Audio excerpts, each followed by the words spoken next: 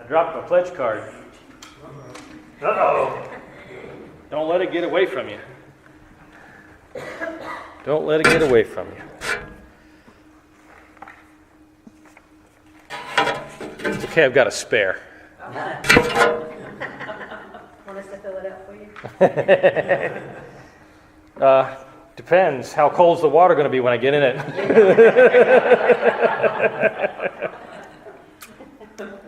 The second scripture reading for this morning returns us to the Gospel of Matthew, but please keep the text from before in mind. It is the 20th chapter, the first 16 verses. For the kingdom of heaven is like a landowner who went out early in the morning to hire laborers for his vineyard. After agreeing with the laborers for the usual daily wage, he sent them into his vineyard.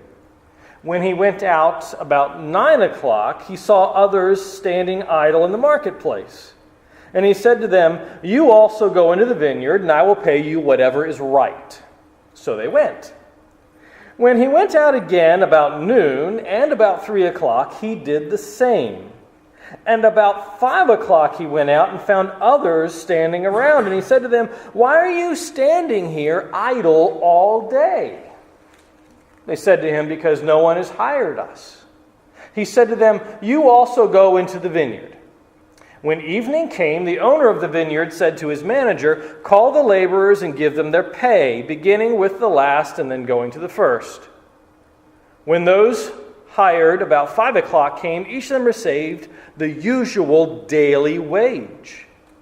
Now when the first came, they thought they would receive more, but each of them also received the usual daily wage. And when they received it, they grumbled against the landowner, saying, "These last worked only 1 hour, and you have made them equal to us who have borne the burden of the day and the scorching heat." But he replied to one of them, "Friend, I am doing you no wrong. Did you not agree with me for the usual daily wage? Take what belongs to you and go. I choose to give to this last the same as I give to you. Am I not allowed to do what I choose with what belongs to me? Or are you envious because I am generous? So the last will be first, and the first will be last." May God's blessing reside in the experiences of Scripture for us on this day. May it guide the words of my lips, the meditations of our hearts.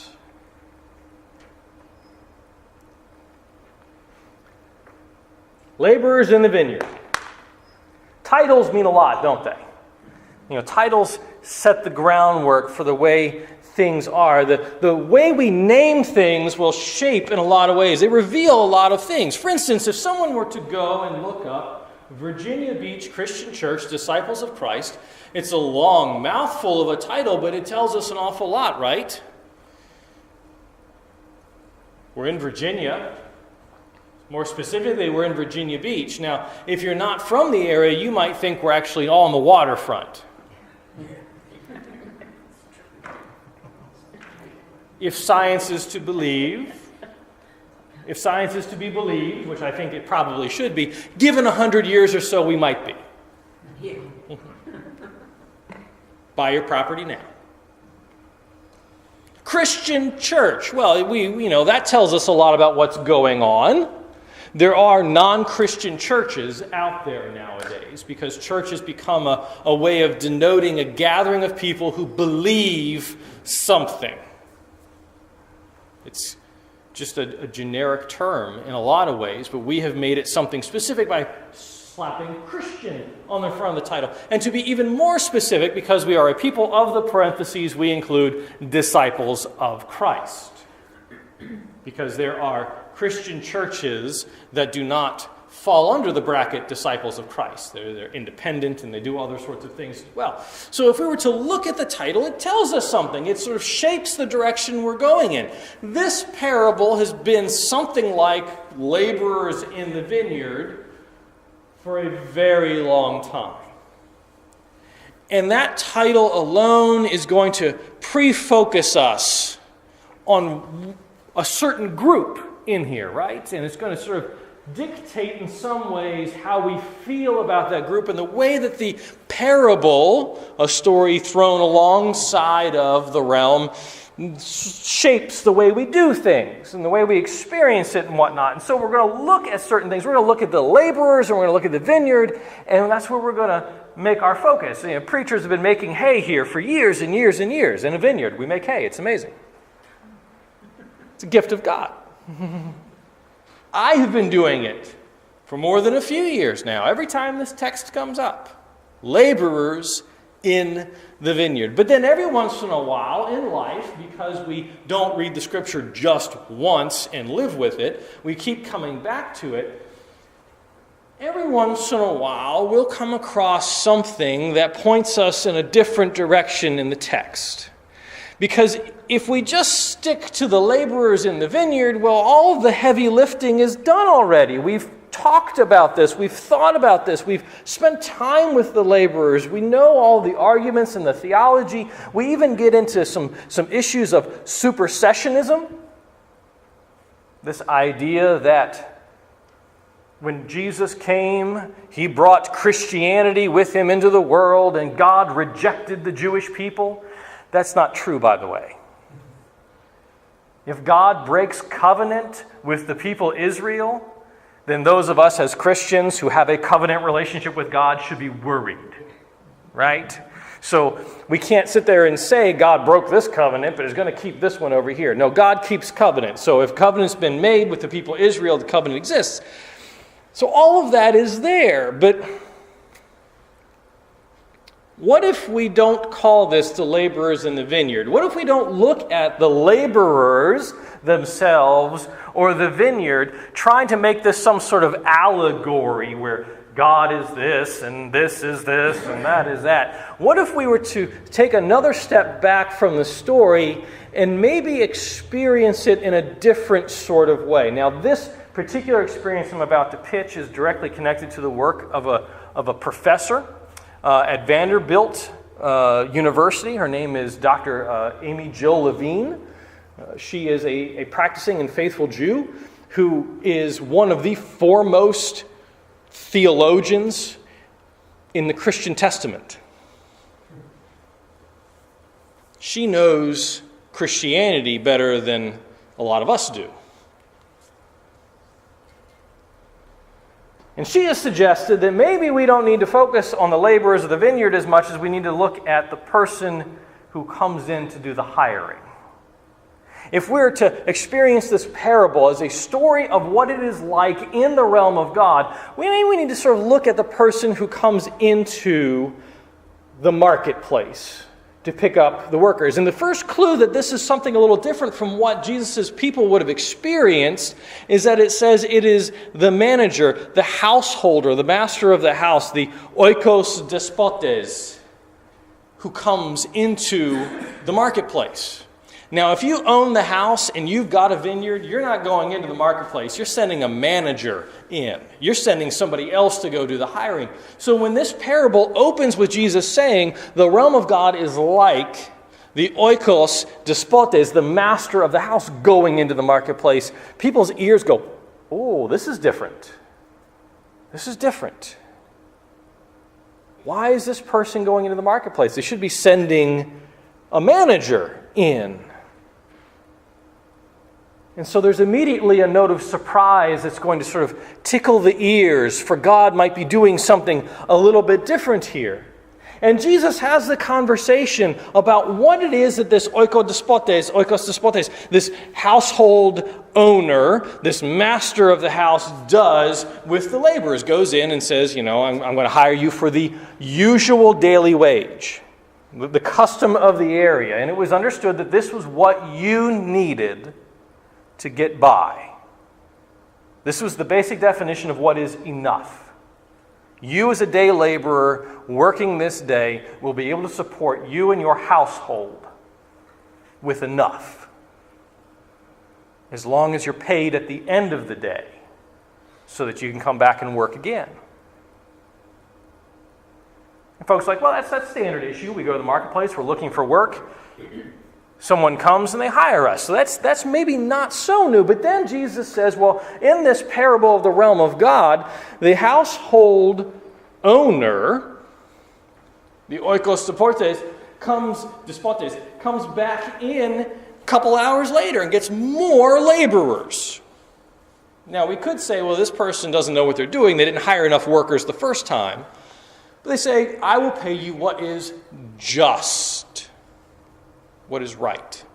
Now, the workers that are there are described as idle in the NRSV. This is not an accurate translation. The best way to understand the Greek is these are folks who want work, but none is given to them. So they're looking for something. And the oikos despotes comes in and says, I see you, I will pay you what is right. And then they come back in a few hours later, and then they come back in a few hours. This household owner, the owner of the vineyard, if you've got enough wealth to own the vineyard, even in the ancient days, and you're doing okay because you own land, not sending the manager, they keep going back and going back and going back. The realm of God is like this. And finally, the accounts need to be settled at the end of the day. After continually going back and finding people to go and work, accounts need to be settled. And the last ones to come get paid the agreed upon usual wage. Now, I grew up in the economy that says you get paid by the hour, functionally. I didn't get a salaried job until I entered into the ministry. And so I would sit there and equate things in life to how much work it took to get it. You know, if I went out somewhere and I really wanted to buy that particular thing, it would be, well, am I willing to work 3 hours to get it? Maybe, maybe not. And if I didn't work, I didn't get paid, right? That's the world we live in. That's the way we function because that is sort of the economy of things. But remember, this is a parable of the realm of God. It's a different kind of economy that Jesus is trying to pitch to us. It's not about how much we work in order to earn.